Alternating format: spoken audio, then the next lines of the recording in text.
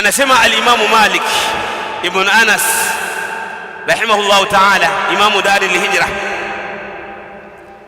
fama lam yakun inda idhin, yani inda sahaba, fama lam yakun inda idhin dinan fala yakunu al-yawma dina. Yale mambo ambayo zama za masahaba hayakuwa ni dini, zama zetu hizi hayataki kuwa dini. Yale mambo ambayo masahaba waliona kwamba si dini, haiwezekani yakawa dini katika zama zetu.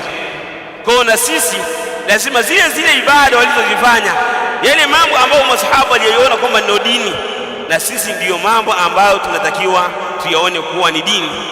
Wao hawakusherekea na wala hawakukesha kuhusisha usiku wa nusu katika mwezi wa Shaaban kwa ajili ya ibada au kwa ajili ya sherehe mbalimbali, wakawa wanafanya hivyo kwa kuhusisha huo usiku kwa ajili ya mambo kama hayo.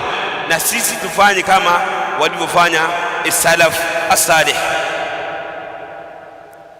Siku moja, ayu alahibba, kuna Myahudi alikuja kwa Umar ibn al-Khattab radhiyallahu anhu. Kuna Myahudi alikuja kwa Umar ibn al-Khattab radhiyallahu anhu, akamwambia, ya amira al-mu'minin, ayatun fi kitabillahi azza wa jalla law annaha ma'shara al-yahudi nazalat lattakhadna dhalika al-yawma 'ida. Yule Myahudi amekuja kwa Umar akamwambia, kwenye Qur'ani kuna aya hii, aya lau kama ingeteremka kwa sisi Mayahudi tungeifanya hiyo aya, tungeifanya siku hiyo ni siku ya sherehe. Umar akamuuliza, ni aya gani? Wa ayu aya?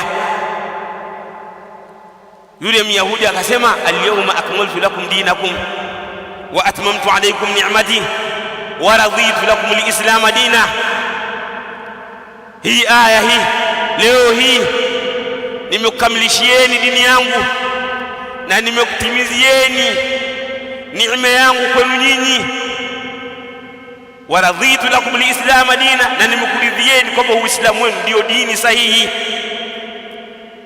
Umar wakati akamjibu vipi? Akasema, kad arifna hadhihi al-aya, hii aya sisi tunaijua.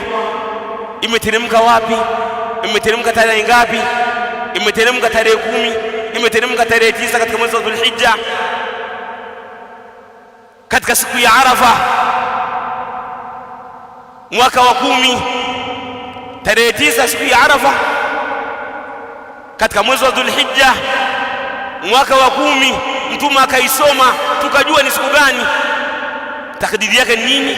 Walakinana la nahtafil, lakini sisi hatusherekei. Kwa nini?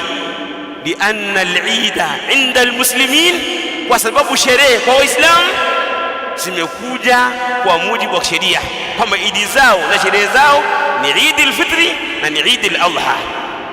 aqulu ma sami'tum wa astaghfirullaha li wa lakum wa lisa'il muslimina min kulli dhanbin wa khati'ah fastaghfiruhu innahu huwal ghafurur rahim wa huwal barrul karim.